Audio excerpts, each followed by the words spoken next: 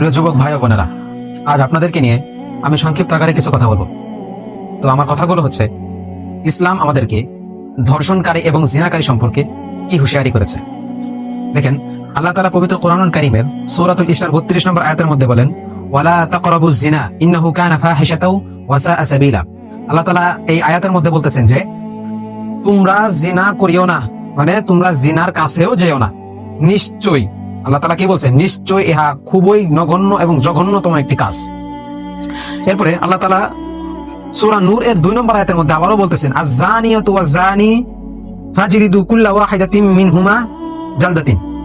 জালদাতিন।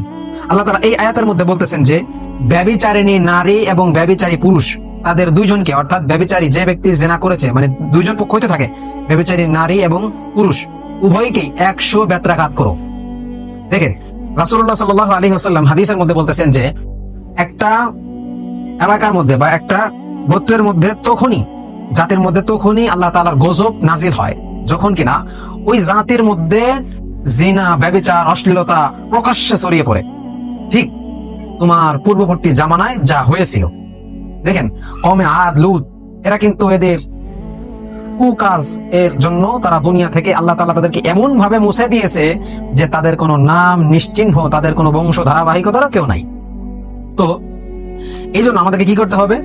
আর ইসলাম আরো কি বলছে দেখেন, যে ব্যক্তি ধর্ষণ করে, এখানে জিনাকারের কথা বলা হয় নাই, যে ব্যক্তি ধর্ষণ করে ইসলাম তার জন্য কঠোর থেকে কঠোরতম একটি শাস্তির ব্যবস্থা করেছে।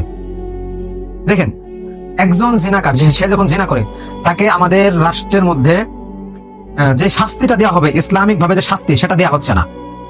সেটা কি করতেছে? মামলা হচ্ছে একটা, 2 দিন 3 দিন 1 মাস 2 মাস যায়, আবার তাকে ছেড়ে দেয়। এটা হচ্ছে আমাদের রাষ্ট্রের একটা জিনাকারের, যে ধর্ষণ করে তার আইনত শাস্তি হচ্ছে এটা। ইসলাম কি বলে দেখেন, ইসলাম বলে যে ব্যক্তি জিনা করেছে তাকে, মানে যে ব্যক্তি ধর্ষণ করছে তাকে ফাঁকা একটা মাঠের মধ্যে নিয়ে যাও, তোমরা সকলে গোল করে দাঁড়িয়ে ওই ব্যক্তিকে, যে ব্যক্তি জিনা করেছে ওই ব্যক্তিকে মাঠের মাঝখানে বসাইয়া পাথর নিক্ষেপ করে মেরে ফেলো। এটা হচ্ছে ইসলামী শাস্তি। এরপর আরো বিভিন্ন ধরনের শাস্তি আছে, ইনশাআল্লাহ তো কথা বলার সময় নেই, তারপরও আপনাদের জন্য কিছু কথা বললাম। বিশেষ করে যুবক ভাইয়া ও যুবতী বোন আমার, এই দিকটা থেকে আমাদের বের হয়ে আসতে হবে। এই অশ্লীল দুনিয়ার মধ্যে কি করতে আসছি বলেন? তাই নিজেদের শরীর, সবকিছু, নিজেদের আখরাত, শয়তানের আখড়া থেকে আমাদের নিজেদের সেফটি থাকতে হবে। আল্লাহ তাআলা আমাদের সকলকে কবুল করুন।